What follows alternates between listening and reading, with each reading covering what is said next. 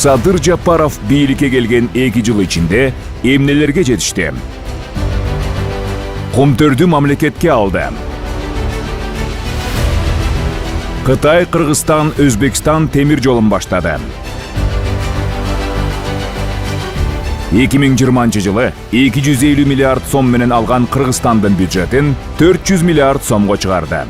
Эң акыркы заманбап аскердик техникаларды сатып алды. Анын ичинде байрактар. Кыргызстан 30 жылда сатып ала элек техникалар өзгөчө кырдаалдар министрлигине алынды.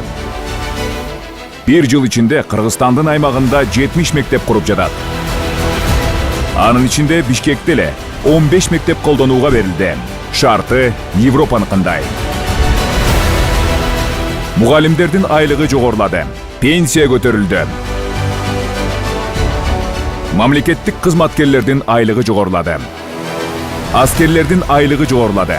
Мисалы Баткенде 16 000 сом алган сержант азыр 76 000 сом алат. Аз камсыз болгон үй бүлөлөргө мамлекет кайтарымсыз бир жолку 100 000 сом өлчөмүндө акча берип жатат. Быйыл 2800 үй бүлөгө берилди. Кийинки жылы 10 000 үй бүлө жардам алат. Ири ГЭСтин курулушу жүрүп жатат.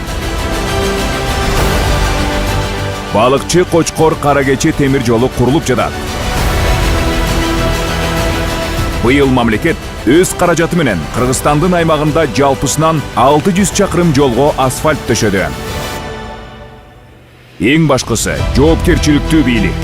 Мурда жогорку кеңеш президентке шылтап, президент премьер-министрге шылтап, эч ким жоопкерчилик алчу эмес. Азыр чечим дагы, жоопкерчилик дагы бар. Салык, бажы жана башка тармактардагы коррупциялык схемалар буулду. Киреше булактар көбөйдү. Буга чейинки президенттер алган тышкы олчойгон карызды төлөп жатат.